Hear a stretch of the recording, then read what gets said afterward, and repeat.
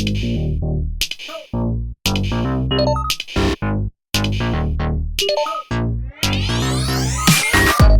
salut mes cookies! J'espère que vous allez bien. On est mercredi et aujourd'hui, j'ai décidé de faire avec vous une recette que j'adore et je pense que ça va beaucoup vous plaire. On va faire de la guimauve maison. Mais on va pas la faire classique, on va la pimper. Vous savez que j'adore quand on amène les recettes à un autre niveau. On va faire de la guimauve maison 3 couleurs en cordon comme celle qu'on mange pendant les fêtes foraines. Mais avant de commencer, ce qui est très important, c'est de préparer un petit peu notre matériel parce que quand la guimauve va figer, ça va aller très très vite et il faut tout avoir fait devant nous. Alors, il va nous falloir 3 poches à pâtisserie. J'ai mis aussi des douilles rondes à l'intérieur, elles ont toutes la même dimension. Ça, c'est hyper important parce qu'on veut que nos guimauves soient toutes régulières. On va aussi prendre des petits cure-dents. Et on va terminer avec une plaque de cuisson qu'on va saupoudrer avec du temps pour temps. Le temps pour temps, c'est un mélange de sucre glace et de fécule de maïs. Et on va venir le saupoudrer sur notre plaque, comme ceci. Et ça va empêcher notre guimauve de coller à la plaque. Et voilà, nos préparations sont prêtes et maintenant, on peut commencer! J'utilise 420 g de sucre, 170 g de sirop de maïs ou du glucose, 2 fois 125 ml d'eau, 3 sachets de gélatine et des colorants en gel. Première étape, je verse tout mon sucre avec 125 ml d'eau dans une casserole, j'ajoute le sirop de maïs ou le glucose et je fais cuire cette préparation jusqu'à 116 degrés Celsius. Pendant que ça cuit, je mets l'autre 125 ml d'eau dans mon mélangeur et j'ajoute les 3 sachets de gélatine. Je mets mon robot en marche et je laisse gonfler la gélatine pendant environ 3 à 4 minutes, le temps que mon sirop soit prêt, et quand il atteint la bonne température, j'augmente la vitesse et je le verse très délicatement en filet sur la cuve de mon mélangeur pour obtenir la même texture qu'une belle meringue italienne.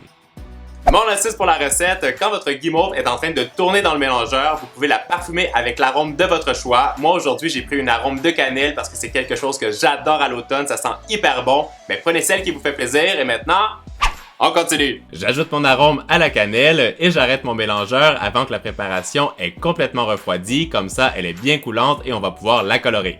J'ai divisé ma guimauve en 3 bols et j'ajoute une petite touche de colorant en gel de couleur rose et je mélange hyper rapidement parce que la guimauve a tendance à figer très très vite, alors si vous avez la chance d'être avec vos amis, faites-le en leur compagnie, vous allez voir, en plus, c'est beaucoup plus drôle. J'ai coloré la mienne en bleu, en rose et en jaune et j'ai mis le tout dans les poches à pâtisserie. On attaque maintenant la partie la plus délicate de la recette, mais surtout qui est la plus cool, il faut faire nos rubans en guimauve. Faites-le en appuyant toujours de façon très régulière sur votre poche à douille et vous allez obtenir un résultat qui est nickel. Je répète exactement la même opération mais avec la guimauve d'une autre couleur. Moi j'ai commencé avec la bleue, j'ai continué avec la jaune et bien sûr j'ai terminé avec la rose. Laissez toujours un petit peu d'espace entre vos rubans de guimauve et répétez ces opérations encore, encore et encore. Comme je vous l'ai dit tout à l'heure, c'est très important d'avoir préparé vos plaques de cuisson au début de la recette parce que vous allez voir, la guimauve fige très très vite et si vous ne l'avez pas fait, je peux vous dire, ça va être panique en cuisine. Je vous le montre encore d'un peu plus près pour que vous voyez très très bien le mouvement à faire avec la poche à pâtisserie.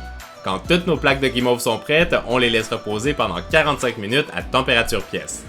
Et voilà, ça fait 45 minutes que notre guimauve repose, elle a légèrement durci et maintenant le fun commence. On va saupoudrer le sucre glace et la farine, la maïzena sur le dessus. Comme ça, elle va être entièrement recouverte. On va venir piquer les petits cure-dents à l'intérieur et on va les enrouler pour faire exactement comme à la foire.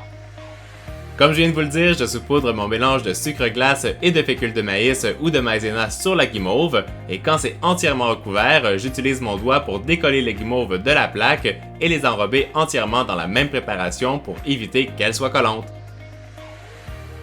Je récupère 3 bandes de couleurs différentes, je les pique avec un petit cure-dent à l'extrémité, je les recolle toutes ensemble et maintenant c'est la partie fun de la recette, il ne reste plus qu'à les twister ensemble pour réaliser notre cordon de guimauve, exactement comme celle qu'on mange à la fête foraine. Faites cette opération très délicatement parce que la guimauve est encore très fragile et ça peut avoir tendance à se déchirer. Et bien sûr, on recommence exactement les mêmes opérations parce que nous, on adore la guimauve.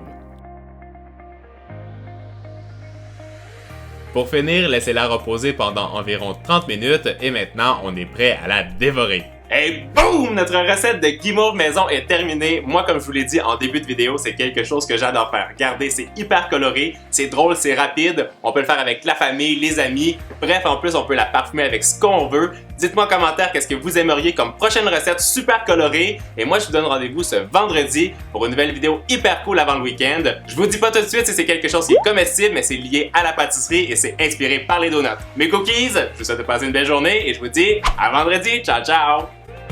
Mmh. Mmh.